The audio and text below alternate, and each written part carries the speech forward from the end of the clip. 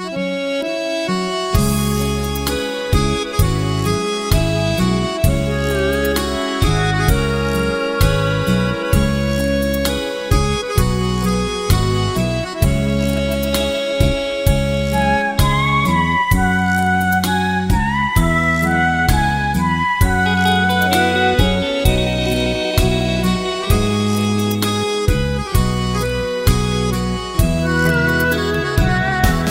อ้หนุ่มแดนใต้ติดใจน้ำสาวเหนือแต่กะสีขึ้นเมื่อน้องงามเหลือสาวคิวกะจำผู้สาวเสียงเงินงามเหลือเกินอยากเฝ้านำหลวงผ้าบางน้องงามล้ำสมกับคำที่ย้องย้อสายน้ำคานเมื่อเวลายามค่ำเห็นสาวลงอาบน้ำสั่งมางามบ่มีภัยทอผิวพรรณผุดพองอยากได้น้องนั้นมาห่วมหอขอเป็นเคยสิได้บ่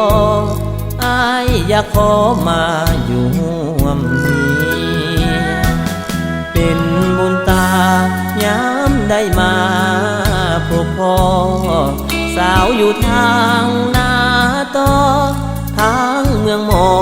หรือว่าเมืองเพียงใส่ยาบุรีงามอีหลีอยากมา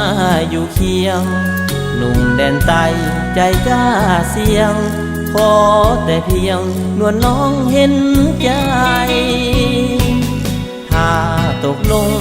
น้องจงได้หับคำคงจะบอกใจดำอายคิดนำน้องอยู่บ่วายอายหักน้องแท้จะบอกพ่อแม่นั้นมามันหมายหากได้เคยแดนใต้รับรองว่าใจอบอ้อมอารี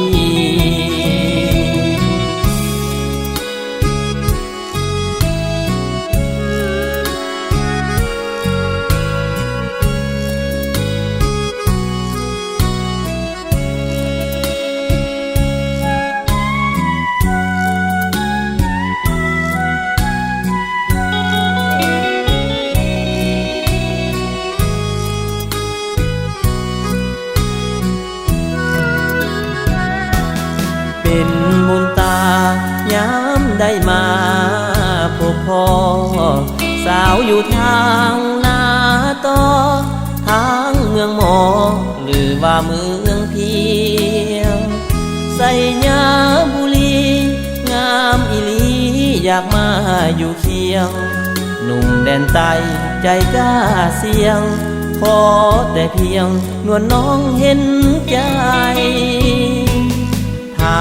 ตกลงน้องจงได้หับคำคงจะบอกใจดำอายคิดนำน้องอยู่บ่วายอายหักน้องแท้จะบอกพ่อแม่นั้นมามันหมายหากได้เคยแดนใต้รับรองว่าใจอบอ้อมอารี